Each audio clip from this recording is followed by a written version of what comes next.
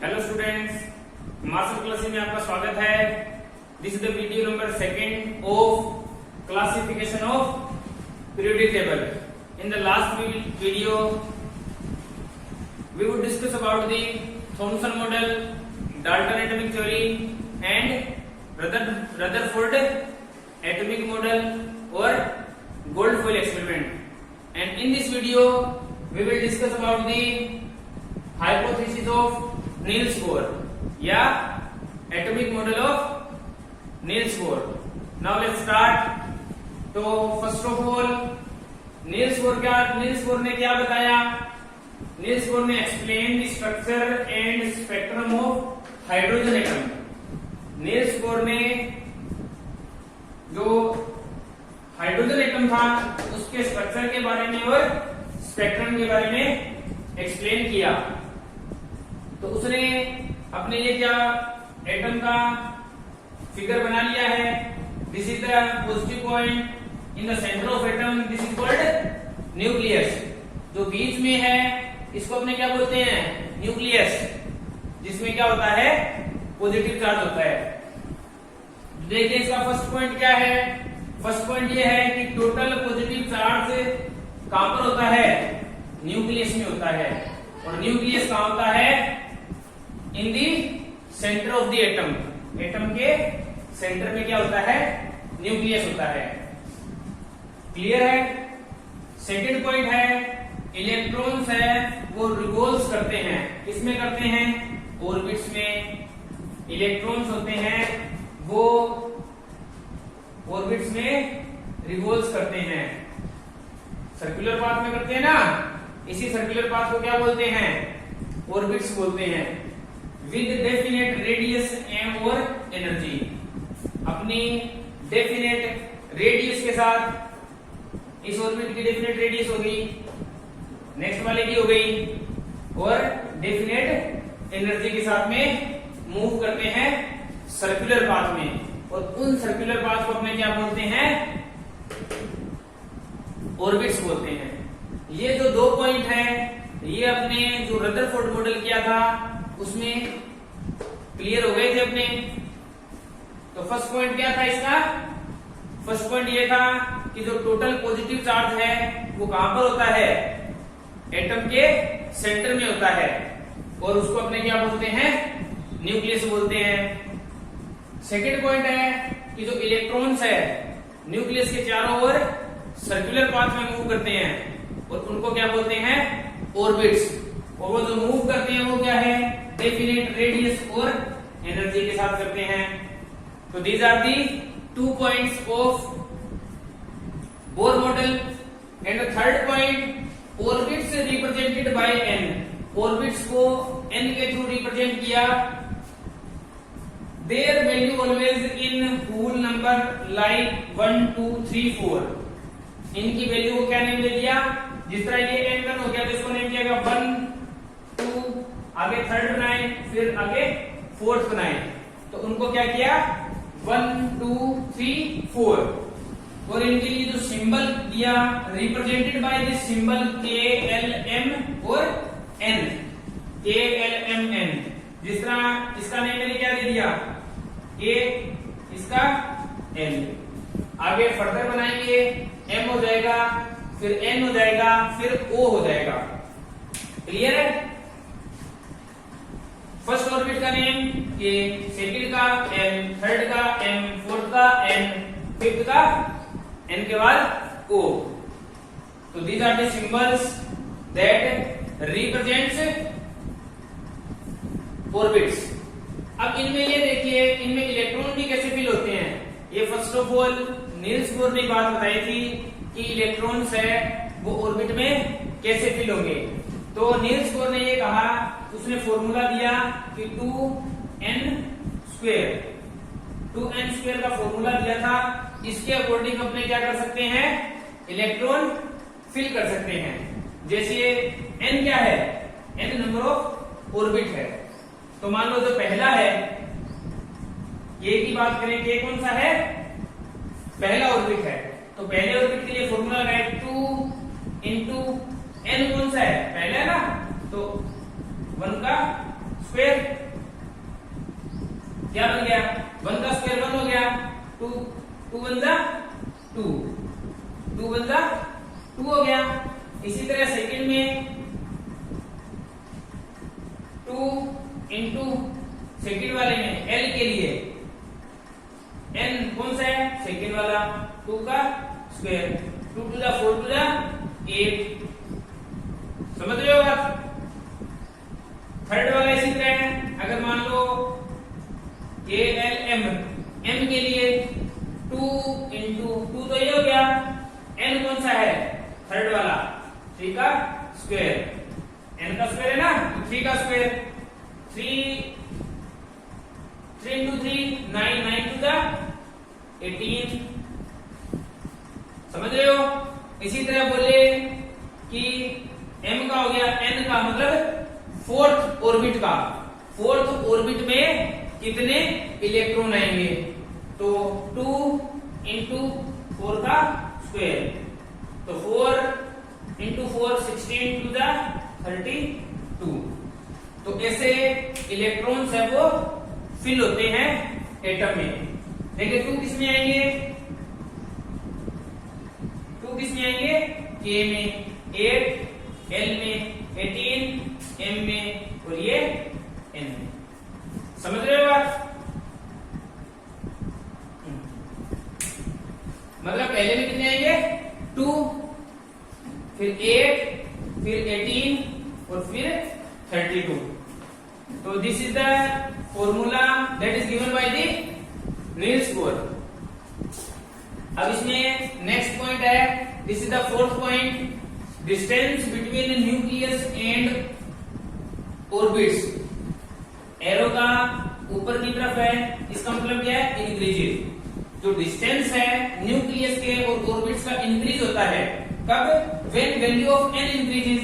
जिस तरह ये देखिए n है, पहला है, तो इसके बीच में डिस्टेंस क्या है, कम है ना, n की वैल्यू इंक्रीज हुई, n सेकंड वाले n के बीच में, इसके बीच में न्यूक्लियस और इसमें डिस्टेंस देखिए, डिस्टेंस देखिए इसमें ज्यादा हो गया। इसी तरह थर्ड वाला बनाएंगे तो डिस्टेंस और ज्यादा हो जाएगा। तो distance between nucleus and orbits increases, increase होगा when value of n increases, n की वैल्यू क्या करेंगे, इंक्रीज करेंगे, and energy also increases, energy भी इंक्रीज होगी। क्यों, क्योंकि जो फर्स्ट अपना ऑर्बिट होता है, फर्स्ट कौन सा है, K, इसकी लिस्ट एनर्जी होती है, इसकी क्या होती है, लिस्ट एनर्जी होती है। जैसे जैसे न्यूक्लियस से दूर जाएंगे एनर्जी क्या होती रहेगी, इंक्रीज होगी। तो देखिए K है, जो K शेल है, K शेल है, n इज इक्वल टू 1, तो K को अपने 1 भी बोलते हैं, अभी बताया मैंने आपको, हैज लिस्ट एनर्जी, उसकी एनर्जी क्या होती है, लिस्ट होती है, सबसे कम होती है। तो दीज आर दी 4 पॉइंट्स। आगे फर्दर देखते हैं।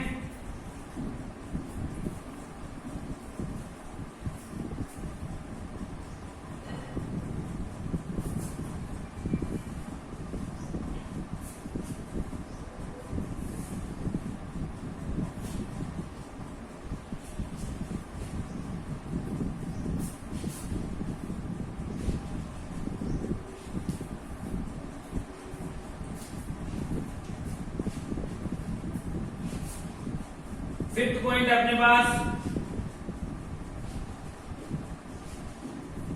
Angular momentum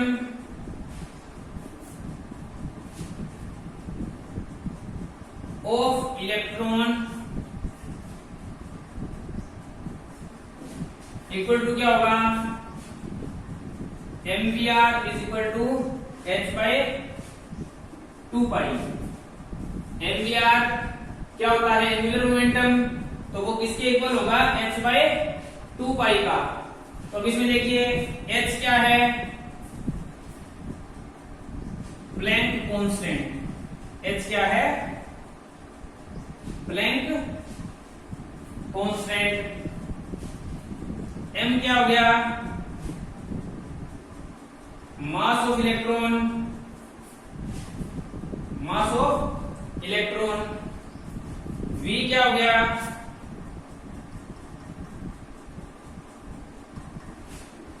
velocity of electron, कि कोई भी इलेक्ट्रॉन है, चलिए मैं आपको बता देता हूं, आगे डिस्कस करके बताता हूं आगे। R radius of orbit, radius of orbit. अब देखिए H क्या है, प्लैंक कांस्टेंट है, M क्या है, मास ऑफ इलेक्ट्रॉन। सपोज ये इलेक्ट्रॉन है, इसका कुछ तो मास होगा ना, तो this is the mass of electron. V velocity of electron, velocity का मतलब क्या हो गया, वेग हो गया, कि ये जो इलेक्ट्रॉन इस ऑर्बिट में मूव करेगा इसे, तो ये किसी स्पीड से तो करेगा ना, इसकी कुछ ना कुछ स्पीड होगी, तो this is velocity of electron. आगे R रेडियस ऑफ ऑर्बिट, तो ये क्या हो गई, ये फर्स्ट ऑर्बिट हो गया, ये सेकंड वाला, तो अलग अलग ऑर्बिट है, उनकी रेडियस क्या होगी, अलग अलग होगी। जैसे जैसे न्यूक्लियस से दूर जाएंगे, रेडियस क्या होगी, रेडियस बढ़ जाएगी, रेडियस क्या होगी, बढ़ जाएगी। तो this is the fifth point. Now next sixth point क्या रहेगा,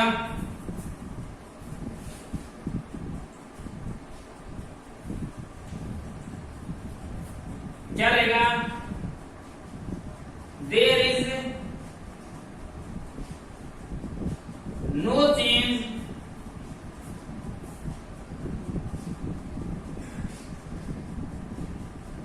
इन energy of electron in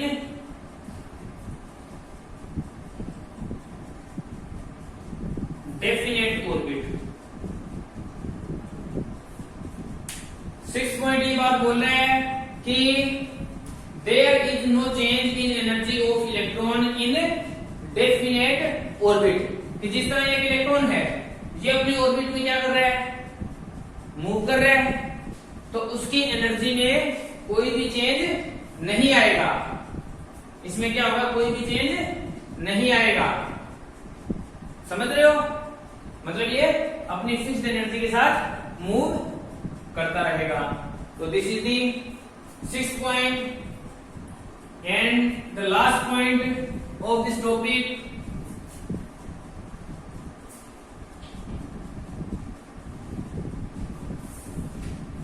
last point क्या है, सेवंथ पॉइंट ये है,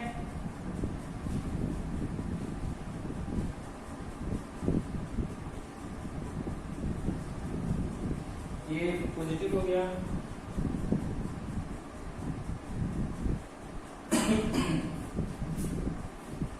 सपोज देखिए सेवंथ पॉइंट क्या बात बोलता है, सेवंथ पॉइंट ये बात बोलता है कि जब इलेक्ट्रॉन है, जब इलेक्ट्रॉन है हायर एनर्जी लेवल से लोअर एनर्जी लेवल में आता है, मतलब ये इलेक्ट्रॉन यहां पर है, यहां पर एनर्जी क्या रहेगी, ज्यादा होती है। मैंने आपको बताया है कि K है जो फर्स्ट वाला ऑर्बिट है, उसकी एनर्जी क्या होती है, सबसे कम होती है, तो इसकी ज्यादा रहेगी। अगर ये इलेक्ट्रॉन यहां से यहां जंप करे, हायर एनर्जी लेवल से लोअर एनर्जी लेवल में जंप करे, इनको अपने ऑर्बिट भी बोलते हैं और इनको एनर्जी लेवल भी आप बोल सकते हैं।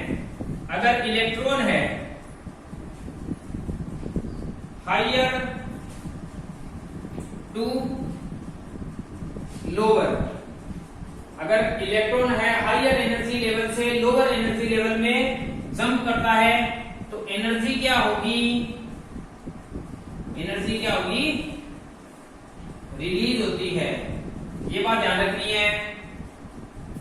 अगर इलेक्ट्रॉन, यहां पर कोई इलेक्ट्रॉन है, यहां पर इलेक्ट्रॉन है, वो यहां से यहां पर जंप करे, मतलब लोअर टू हायर, इलेक्ट्रॉन अगर जंप करता है lower energy level to higher energy level, तो एनर्जी क्या होती है, एब्जॉर्ब होती है। इसको रिलीज भी लिख सकते हो, इसको एमिट भी लिख सकते हो। तो these are the 7 points of Niels Bohr atomic model. I hope clear हो गए होंगे आपके। आगे स्टूडेंट्स, अपना जो टॉपिक है वो क्या है? Drawback of Bohr model. अपने बोर मॉडल कर लिया है, बोर एटॉमिक मॉडल। अब इसके कुछ ड्रॉबैक है। ये तो क्लियर है कि जो रदरफोर्ड ने मॉडल बनाया था उससे ये मॉडल क्या था? एडवांस में था। उससे इसमें फीचर्स क्या थे? ज्यादा थे। लेकिन इसमें भी कुछ ड्रॉबैक्स थी जिस वजह से ये मॉडल क्या हुआ? डिस्कार्ड हो गया था। आगे देखिए इसमें क्या है? फर्स्ट है जो ड्रॉबैक है, this model can not explain the atomic structure having more electron. कि ये मॉडल है वो एक्सप्लेन नहीं कर पाया था क्या? Atomic structure having more electron, जिसमें इलेक्ट्रॉन ज्यादा होते हैं, उसके स्ट्रक्चर के बारे में ये नहीं बता पाया। मॉडल किस पर था? अपने स्टार्टिंग में बोर मॉडल ने किया था ना। क्या था कि जो बोर मॉडल है वो एक्सप्लेन किसको करता है? हाइड्रोजन एटम के स्ट्रक्चर को और उसके स्पेक्ट्रम को। तो इसका मतलब क्या है? जिसमें ज्यादा इलेक्ट्रॉन, उसको एटॉमिक स्ट्रक्चर को ये एक्सप्लेन नहीं कर सका। सेकंड है, it does not explain the process of forming a molecule by atoms through chemical bonds. ये मॉडल ये भी नहीं बता सका कि जो मॉलिक्यूल्स बनते हैं, एटम से मॉलिक्यूल्स बनते हैं केमिकल बॉन्ड के थ्रू, कैसे बनते हैं। तो ये भी ये बोर मॉडल है वो नहीं बता पाया, जिस वजह से मॉडल क्या हो गया था? क्या हो गया था? डिस्कार्ड हो गया था। तो these are the 2 drawbacks of Bohr model. Video अच्छा लगे लाइक कीजिए, शेयर कीजिए, चैनल को सब्सक्राइब कीजिए। थैंक यू और कमेंट कीजिए।